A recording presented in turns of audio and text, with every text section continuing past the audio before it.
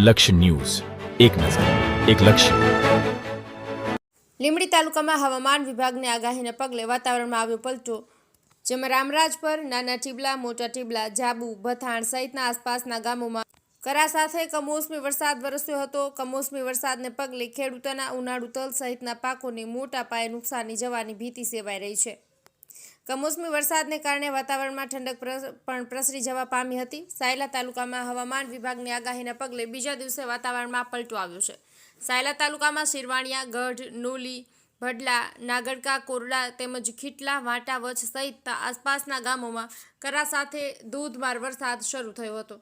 કમોસમી વરસાદને પગલે ખેડૂતોના ઉનાળુ તલ સહિતના પાકોને મોટા પાયે નુકસાન જવાની ભીતિ છે.